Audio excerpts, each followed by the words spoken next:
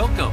I'm Doug Morgan, and you're listening to Uncommon Sense, where we hunt for the truth in the topics you're not supposed to talk about, Christianity and politics.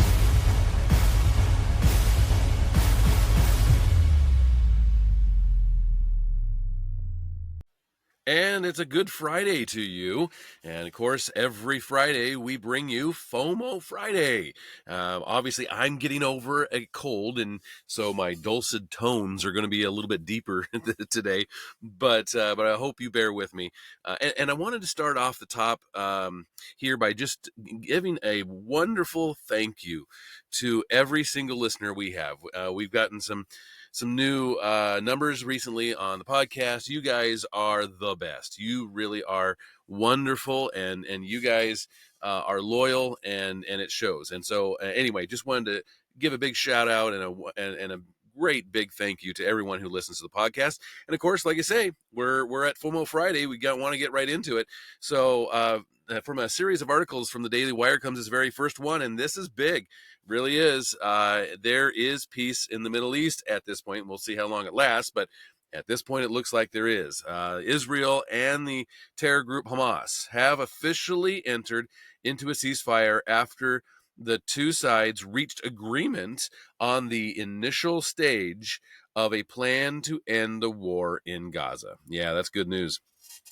The agreement was presented to the Israeli government on Thursday. The Security Cabinet voted Thursday to approve the deal that was reached after days of negotiation.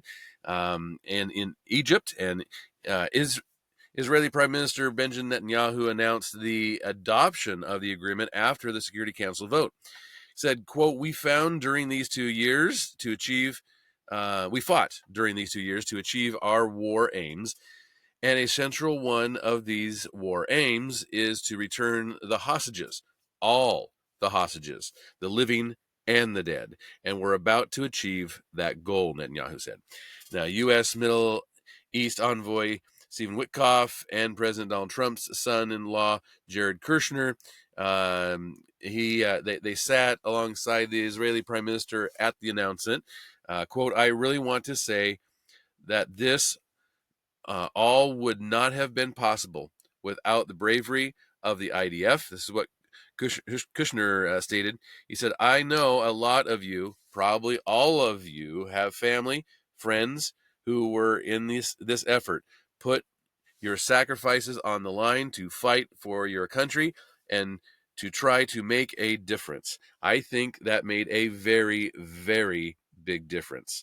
Donald Trump is expected to visit Israel in the coming days and address the Knesset, a rare honor for a U.S. president, of course. Speaker of the Knesset, Amir Ohana, on Thursday officially invited the peace president, as they're calling him now, to address the Israeli body. I've heard that his Donald Trump, and we're talking about Donald Trump in Israel now, that his approval rating among those in Israel is like 95% right now. The ceasefire includes the release of the hostages held by Hamas. Trump has said that he expects the 20 living hostages still held by Hamas to be returned to Israel early next week. He was talking about probably Monday. It is unclear how many of the dead hostages, the 28 in all, will be returned to Israel. Reports during the negotiations suggest that Israel officials have concerns that Hamas did not know the locations of the bodies of all of the dead and may not be able to return them. Well, Israel is expected to release hundreds of Palestinian prisoners in return. The release may include notorious top terrorists as well, though. Israel has been known to kind of do that. They really put high value on their hostages, and so Hamas knows that, and so they're getting a lot of terrorists back. But Israeli military forces are expected to pull back from the heart of Gaza during the first phase of the ceasefire, and so this is very good news. Now, this coming week or two is going to be crucial to see if this holds. But this could be an end to this conflict and also having all those hostages back is really, really good news. Not so good news, but okay, let me rephrase this. It was good news that they caught this guy. Washington, D.C. police on Sunday arrested a man with hundreds of explosive devices outside a church holding a mass in honor of the Supreme Court. The man had a manifesto that suggested he was targeting the Supreme Court and Catholics, according to court papers obtained by the Daily Wire. Louis Gary, a 41-year-old from Arizona and New Jersey, was apprehended outside the Cathedral of St. Matthew the Apostle on October 5th. That's the same day the church held its annual Red Mass, in which a cardinal prays for the High Court as it embarks on a new term, and which is historically attended by justices. Gary was occupying a green tent on the steps of the church when police attempted to clear the area in preparation for the Supreme Court event. He told police, quote, "You might want to step back and call the federals. I have explosives." That's what the affidavit said. Well, a member of the Metropolitan Police Department's bomb squad then told him he needed to move because of a special event, and he replied, "I'm aware of that," referring to the Red Mass. He threatened to throw a bomb into the street as a demonstration, adding, "I have 100 plus of them." Well, police said that they would remove him against his will, and he replied, "Several of your people are going to die from one of these."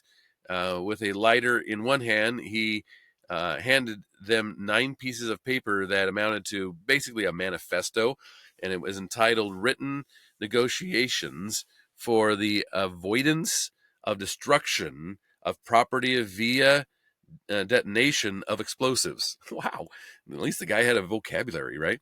Well, the manifesto revealed his significant animosity toward the Catholic Church, members of the Jewish faith, members of SCOTUS, the Supreme Court, and ICE and ICE facilities. This is what the police wrote, indicating that the incident may be the latest in a string of left-wing domestic terrorism. Now, Gary, quote, then shifted his right thumb over top of the butane lighter to initiate the lighting action and stated, "You better have these people step away or there's going to be deaths." Gary then left the tent to, get this, urinate on a tree. So, I mean, I guess when nature calls, right? And he was apprehended by 3 officers, at which point he said he had a device in his pocket.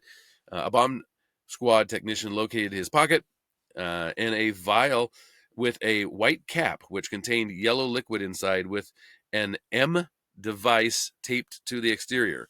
So, not sure how that came out, but looks like maybe it might have been.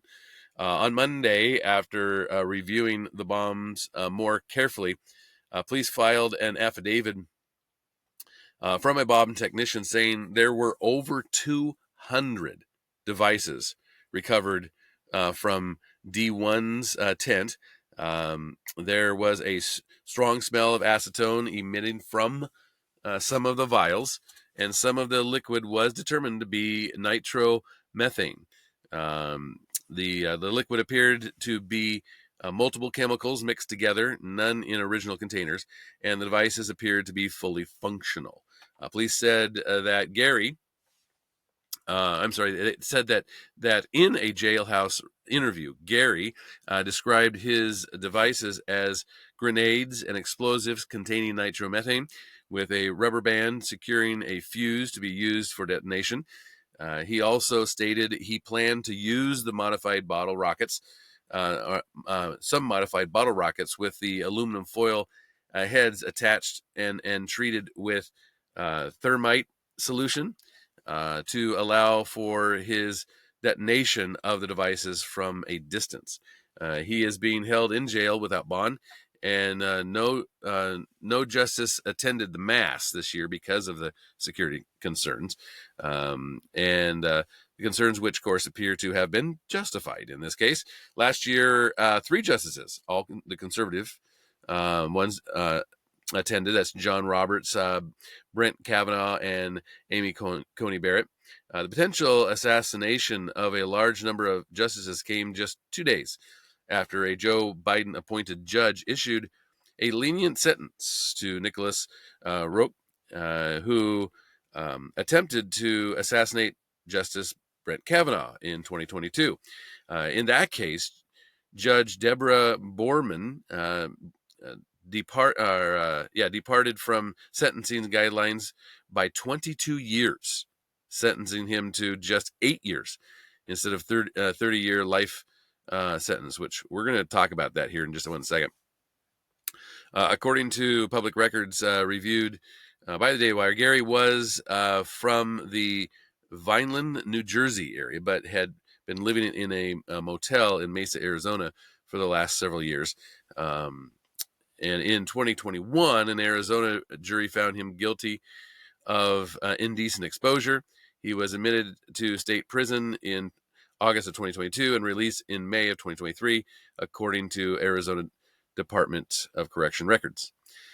So yeah, let's talk about that light sentence, that the potential assassination of Brett Kavanaugh, Justice Brett Kavanaugh, happened this week, following a light prison sentence for the transgender identifying man who plotted to assassinate Supreme Court Justice Brett Kavanaugh. Senator Tom Cotton introduced new legislation on Wednesday to bar far-left judges from using gender identity as a condition in sentencing. Yeah, that's seems to be common sense, don't you think?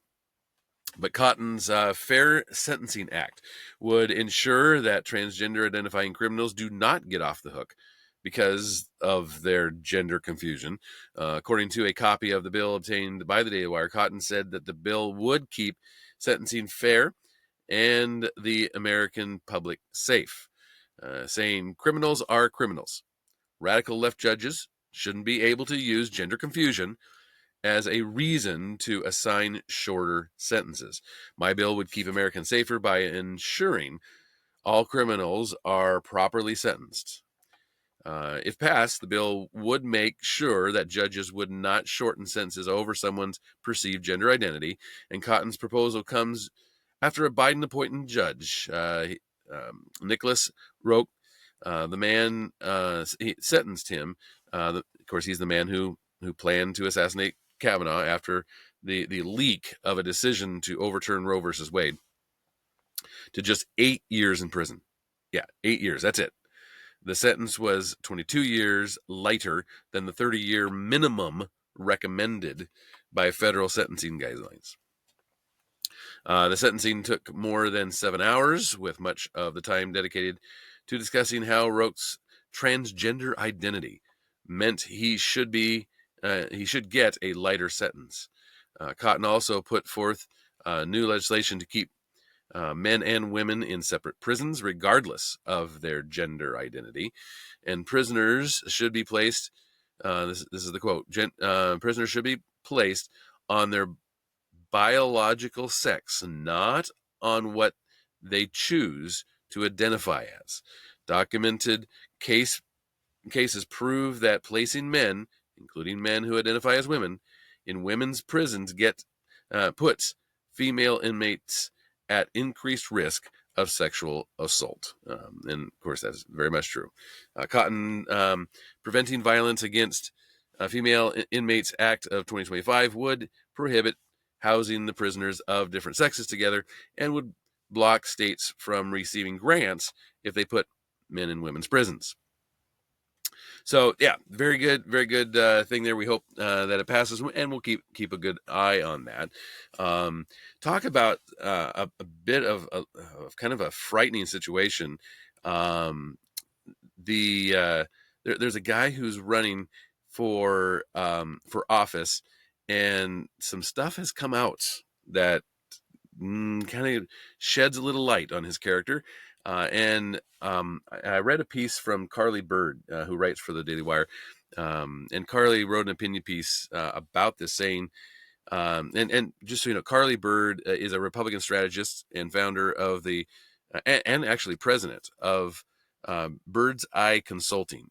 She previously served as the national spokeswoman for Ron DeSantis' presidential campaign. But anyway, she wrote this. She says, "As every mom knows, our greatest fear is something bad happening to our kids.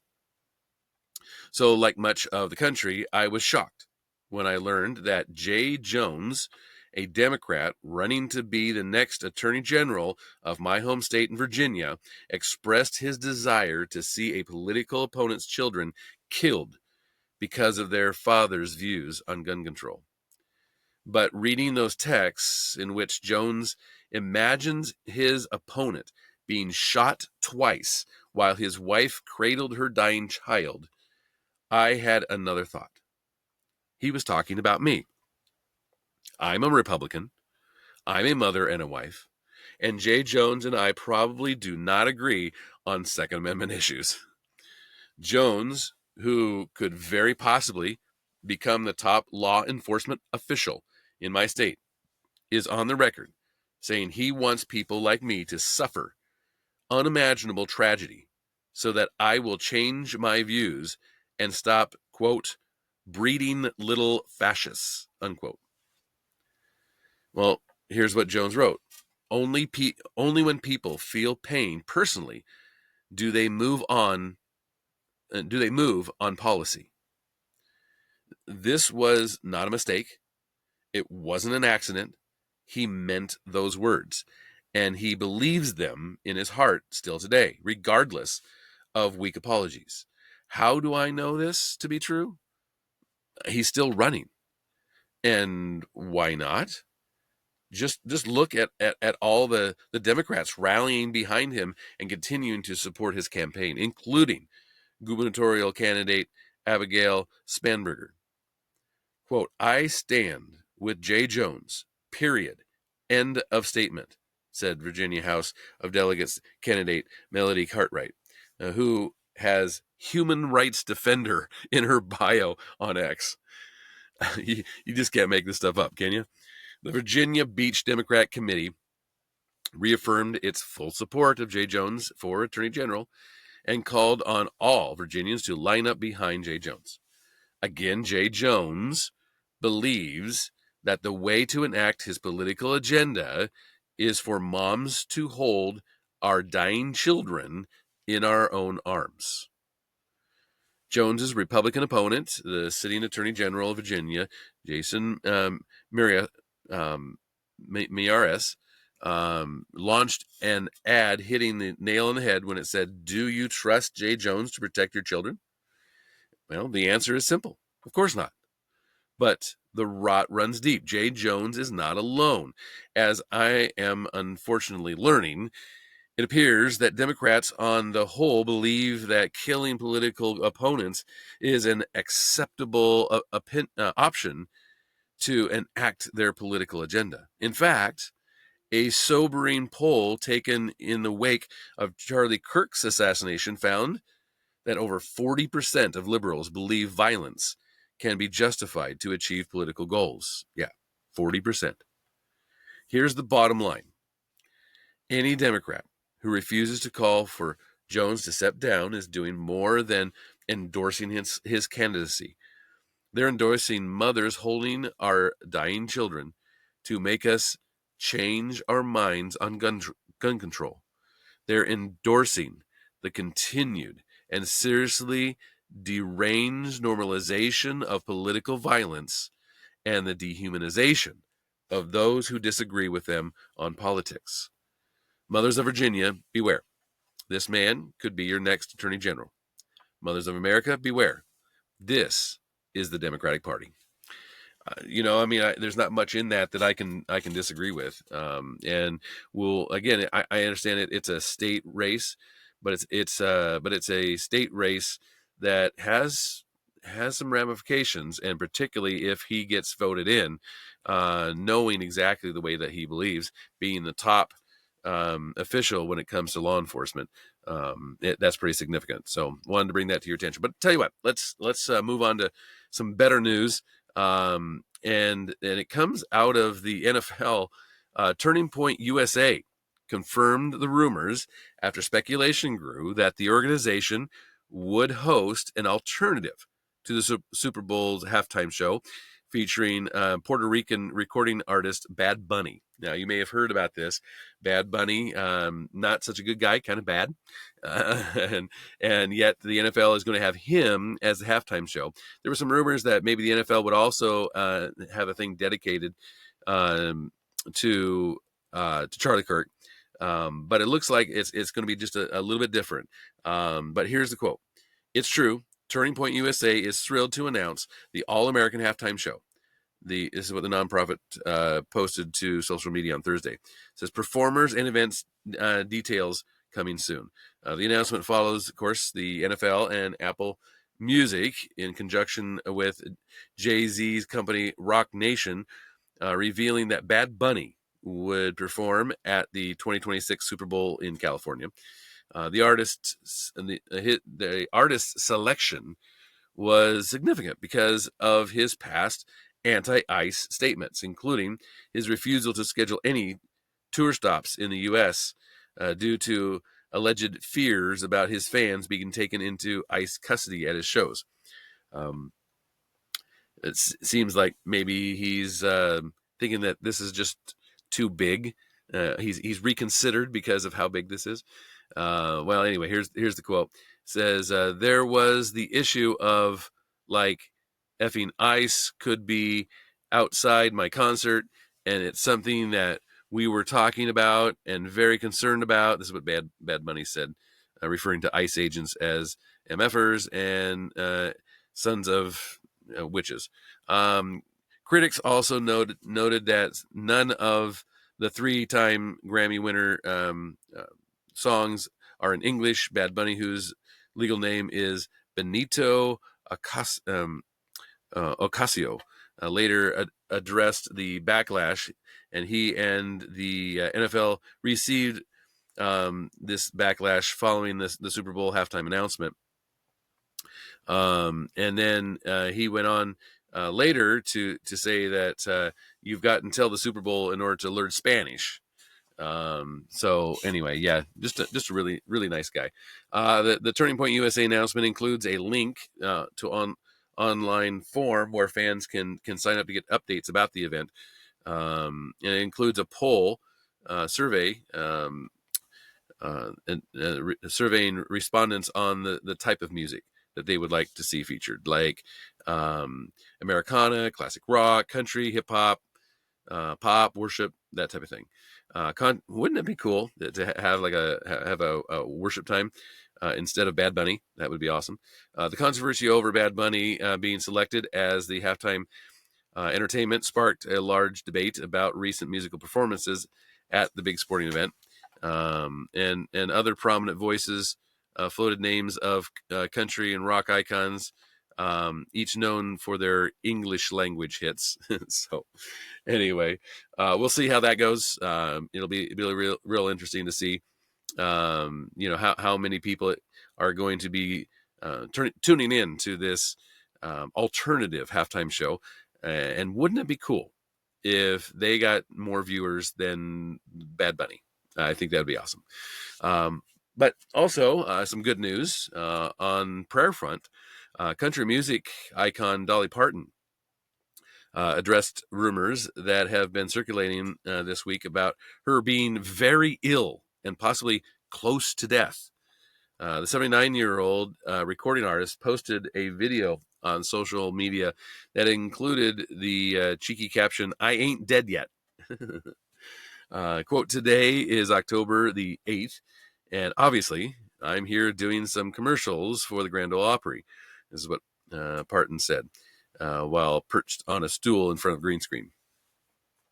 Quote, before I get started, I wanted to say, I know lately everybody thinks that I'm sicker than I am. Do I look sick to you? I'm working hard here. She continued saying she wanted to put everybody's mind at ease and addressed all the fans who had expressed concerns that she was sick. The Jolene singer said she appreciated everyone's prayers. Quote, I want you to know that I'm okay. She went on to say that she had neglected her health after the death of her husband, Carl Dean, in March of this year. And Parton explained that her doctor advised her to take care of some health concerns that were nothing major, which caused her to cancel some appearances and added, of course, fuel to the speculation that she was sicker than she let on. Quote, I'm not ready to die yet, she said. Yeah, I don't think God is through with me, and I ain't done working. So I love you for caring and keep praying for me, she said. Rumors of Parton not doing well began when she postponed, of course, the highly anticipated Vegas residency. Those rumors reached a fever pitch earlier this week, though, when the singer's sister, Frida, posted on social media about needing prayer for Parton's health. Last night, I was up all night praying for my sister, Dolly. Many of you know she hasn't been feeling her best lately. I truly believe in the power of prayer, and I have been led to ask all of the world that loves her to be prayer warriors and pray with me. That's what she put on Facebook. She's strong. She's loved, and with all the prayers being lifted for her, I know in my heart that she's going to be just fine. Godspeed, my sissy Dolly.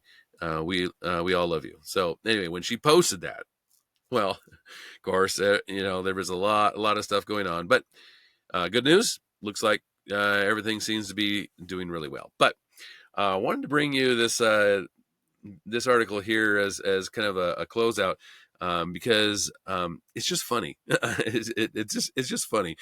Police in Northern California were understandably perplexed when they pulled over a Waymo taxi after it made an illegal U-turn, only to find out no driver behind the wheel and therefore no one to ticket. The San Bruno Police Department wrote in a now viral weekend social media post that officers were conducting a DUI operation early Saturday morning when a self-driving Waymo made the illegal turn in front of them. Officers stopped the vehicle but declined to write a ticket as their, quote, citation books don't have a box for robot, unquote. Yeah. Yeah, that's right. No driver, no hands, no clue. Read the post, which was accompanied by photos of an officer peering into the car.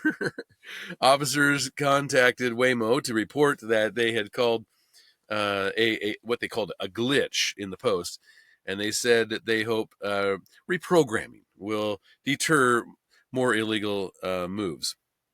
The department's Facebook post has generated more than 500 comments, with most people actually outraged that they didn't ticket the company.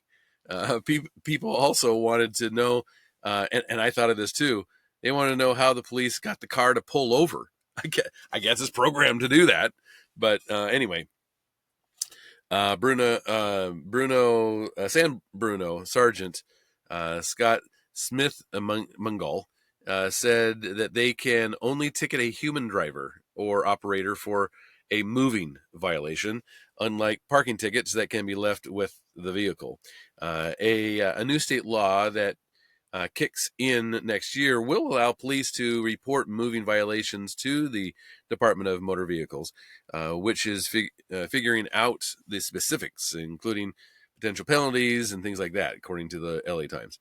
Waymo spokesperson said that the autonomous driving system is closely monitored by regulators, saying we are looking into this situation and are committed to improving road safety through our ongoing learnings and experience. So yeah, Waymo, of course, they're the driverless cars that are taxis, and they're operating in Phoenix, Los Angeles, San Francisco, and a few areas kind of around there, obviously. and Waymo is owned by the parent company of Google, which is Alphabet. So anyway, well, it's kind of fun as technology continues to see what happens when it comes to laws and regulations and that type of thing, trying to keep up with it all. But anyway, would love to hear from you on it. Of course, you can always do that at our website at uncommonsensepodcast.com. Please go to our YouTube page. You can like and share. That always helps. And thank you for listening. This podcast is a production of Organized